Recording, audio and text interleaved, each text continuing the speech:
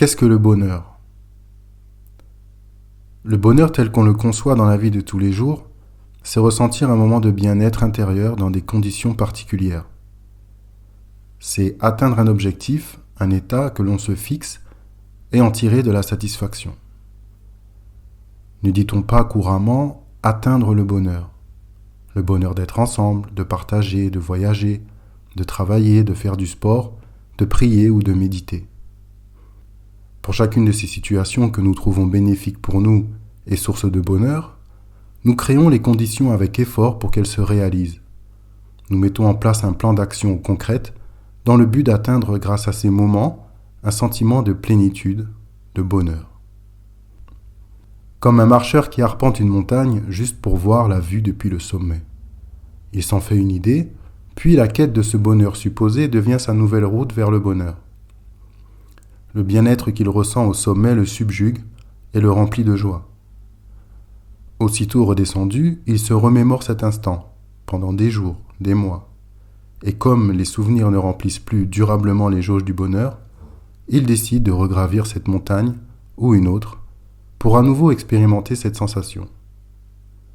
Désormais pour lui, seuls les sommets lui procurent la plénitude du bonheur et il faut recommencer. Est-ce vraiment ce bonheur que vous cherchez? Un bonheur temporaire que l'on fabrique, dont on se fait une idée et que l'on veut expérimenter puis dire « cette expérience me plaît, je suis heureux ».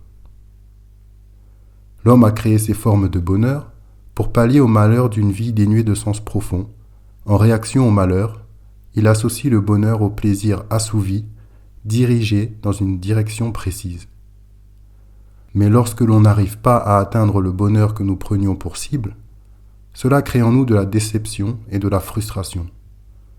Nous attendions quelque chose d'une personne ou d'une situation, et cela n'arrive pas. Est-ce qu'il existe un bonheur qui ne dépende pas de plaisir ou de préférences personnelles? Un sentiment qui vient à l'improviste, sans prérequis ni exigence. Que l'on soit à cet instant heureux ou malheureux, riche ou pauvre. Qui s'invite en nous et qui ne dépend de rien. Est-ce que vous avez déjà ressenti cela? L'extase du bonheur véritable ne s'atteint pas par des actions visant à la créer par nous-mêmes. Nous entendons pourtant souvent dire que nous sommes les artisans de notre bonheur, comme s'il s'agissait d'une chose que nous fabriquions de toutes pièces. Le bonheur profond ne se fabrique pas. En fait, si vous vous baladez dans la forêt avec des amis et que vous voyez subitement un cerf à quelques mètres de vous, cela vous fera ressentir certainement un grand moment de bonheur et d'excitation. Un bref instant, tout se tait et votre regard croise celui de l'animal. Vous êtes témoin d'un silence profond en vous et de chaque bruit autour de vous. Vous êtes présent, alerte, et tous vos sens sont mobilisés dans ce moment. Vous ne cherchiez rien et le bonheur s'invite. Et si cela vous arrive, vous aurez probablement l'envie de refaire des balades en forêt, dans l'espoir de recroiser un cerf, un sanglier ou un écureuil, afin de vous réabreuver dans le flot de la vie. Il n'y a pas de mal à se créer des moments de bonheur. Réécouter une musique qui nous plaît, marcher, monter une montagne, peindre, lire. Ce n'est pas de moments de bonheur dont nous parlons ici, mais du bonheur lui-même. Et le bonheur durable, existe-t-il? La notion de durabilité est synonyme de temps.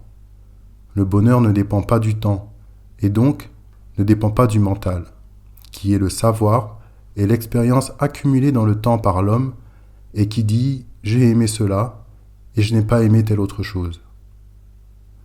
Le bonheur réel est un invité surprise qui est présent lorsque la pensée, les désirs, la satisfaction, la frustration, le manque, la joie et la tristesse sont absents. Lorsque l'être humain n'a pas de sens de soi à combler, protéger ou sauvegarder. Le bonheur est dans l'instant présent. Fugace, il est éternellement mouvant et touche à sa guise l'âme de ceux qui ne le cherchent plus.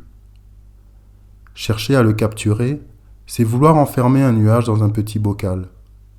Bientôt il disparaît et il n'en reste que les larmes. Chercher le bonheur est le moyen le plus sûr de ne pas le trouver. Vouloir qu'il se répète est insensé, car il est toujours nouveau et imprévisible. On ne peut pas le provoquer, ni l'apprivoiser. Il vient s'enivrer du silence entre les notes de la symphonie de nos vies.